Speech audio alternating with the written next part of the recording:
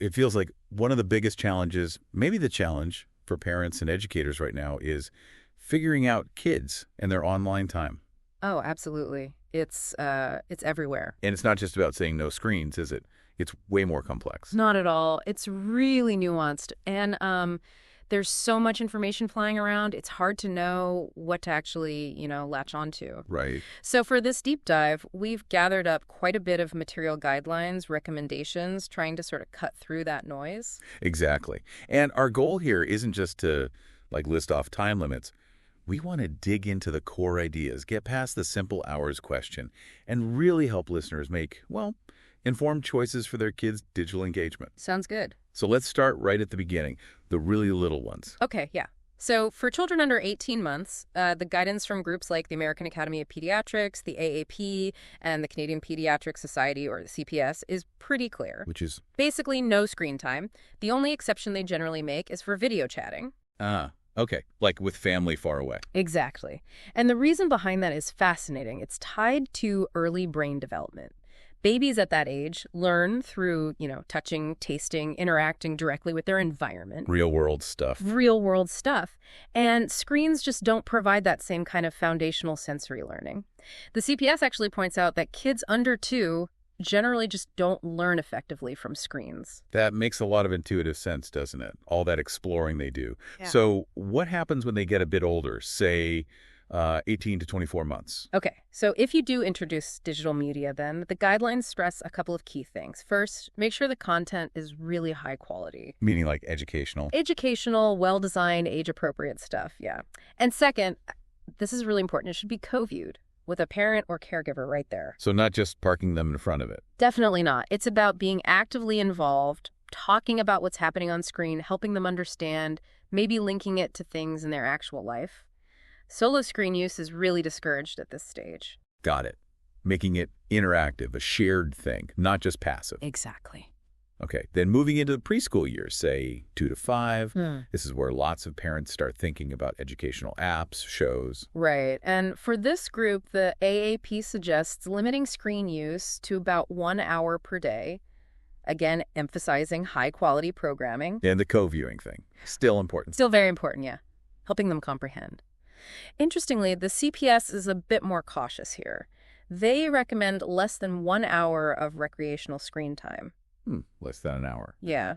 And it's useful to think about their attention spans, Short bursts of focused, interactive media watched together might be better than just longer stretches of them watching alone. Like watching something about letters, then maybe finding those letters on signs later. Perfect example. Using it as a springboard for real-world learning.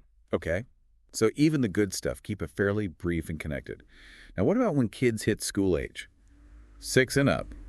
The conversation seems to change a bit then, doesn't it? It really does. The AAP guidance shifts.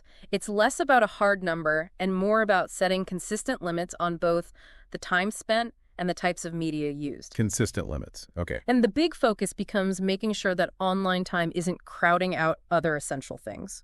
Like what? Well, sleep is a huge one. Kids this age still need a lot, typically 8 to 12 hours. Screens shouldn't interfere with that. Right. Bedtime routines. Definitely. And also physical activity. They need at least an hour of movement every day, plus other healthy habits, family time, homework, all that stuff. Throughout the whole picture. Exactly. Well, The CPS also weighs in here, suggesting a maximum of 2 hours per day of recreational screen time for kids and teens aged 5 to 17. 2 hours max for recreational. Yeah. Okay, so this really brings us to that idea of quality over quantity. We hear so much. What does that actually look like? Yeah, it's a great point. High-quality programming isn't just, anything that looks educational. It's about content that's genuinely age-appropriate, that engages them. Maybe it's interactive. Like problem-solving games. Yeah. Or creative apps. Exactly. Things that challenge them, make them think, or spark curiosity. Documentaries, certain types of games, stuff that actively involves their brain rather than just passive scrolling through random clips. Okay, so active engagement versus passive consumption. That makes sense. And that ties into the other big principle, balance. Absolutely critical. Even the best quality online stuff shouldn't push aside those fundamentals we mentioned. Remind us again. Sleep. Physical activity, getting kids moving is so vital. Real, quality family time, reading books, creative play, and importantly, those face-to-face social interactions, learning how to navigate social situations in person. It's about making sure the digital world adds to, but doesn't replace, the richness of the physical world. You've got it. And a huge part of achieving that balance relies on, well, parental involvement, right? Huge part. It starts with co-viewing when they're younger, like we said, but as they get older, it evolves. It becomes about having conversations. Talking about what they're doing online. Yeah, asking questions, helping them think critically about what they see, guiding them on how to be safe and responsible online. It's about being present in their digital lives, not just laying down rules from a distance. More like being a guide than just a gatekeeper. That's a great way to put it. Okay, so keeping those principles in mind, quality, balance, involvement. Let's get practical. What are some concrete strategies parents or even educators can actually use?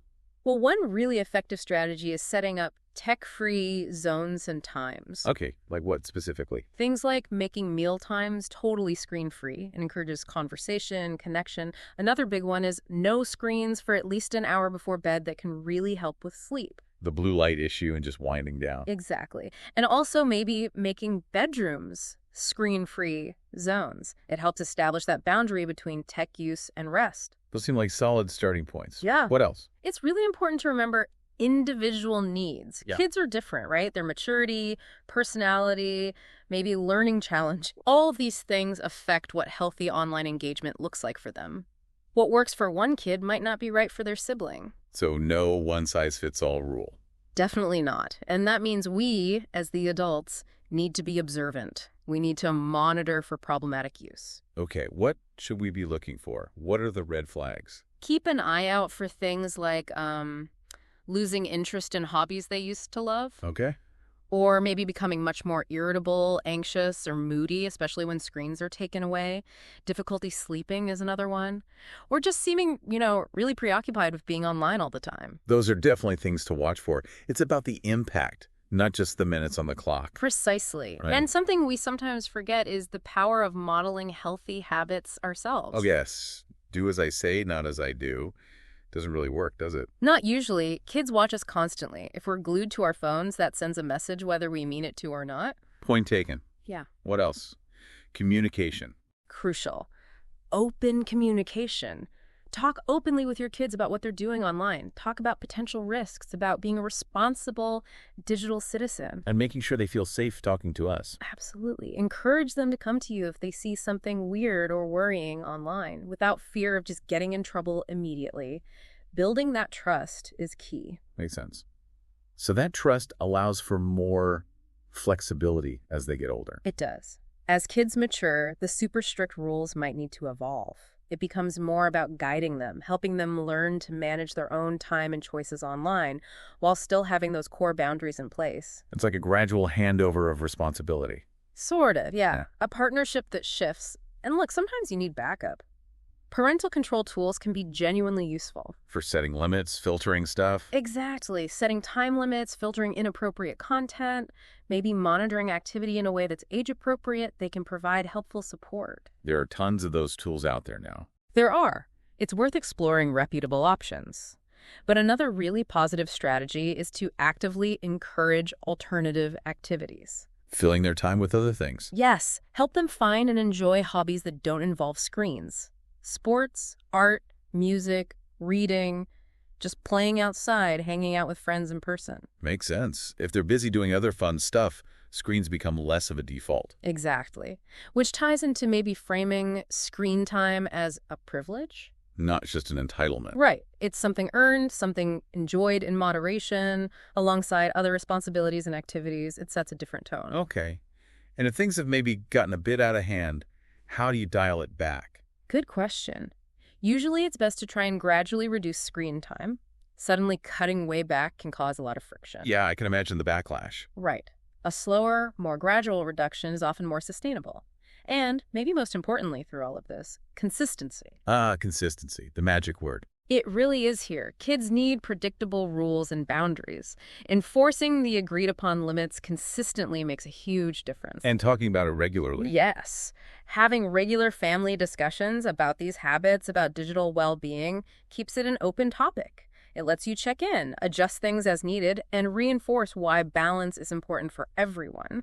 These are really helpful practical steps. It really paints a picture of managing screen time as this ongoing supportive process. Yeah. And maybe understanding the why, the potential downsides, helps motivate everyone.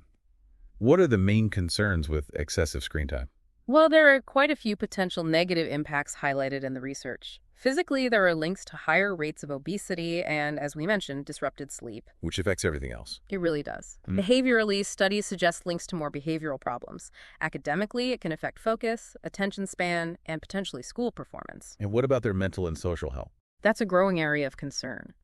Some research points to associations between heavy screen use and increased risk for anxiety and depression in young people. Wow. And then there's the opportunity cost less time for that vital, active, creative play and potentially hindering the development of real-world social skills or reading social cues, that sort of thing. Those are serious potential consequences. It really drives home why paying attention to online activity control is just so fundamental to kids' overall well-being. It absolutely is. So, as we wrap up this deep dive, the main takeaway isn't really a magic number. No easy answer. No easy answer. It's more about finding that healthy balance, that equilibrium between the digital world and the everything else world. Prioritizing quality over just quantity. Exactly. Sure. And emphasizing that active, ongoing parental guidance and involvement. Right. Being present in their digital lives. Right. It's about seeing this as just one crucial part of supporting their whole development. Physical, mental, social. Precisely. Exactly. And it's a dynamic thing. It needs ongoing attention, open conversations, and adapting as kids grow, and frankly, as technology keeps changing. Constant evolution. Yeah. So maybe a final thought for our listeners to chew on. How could deliberately fostering curiosity and excitement about the offline world, encouraging real-life adventures, hands-on hobbies, genuine human connection, Yeah. how might that naturally help create a healthier balance with technology in your children's lives?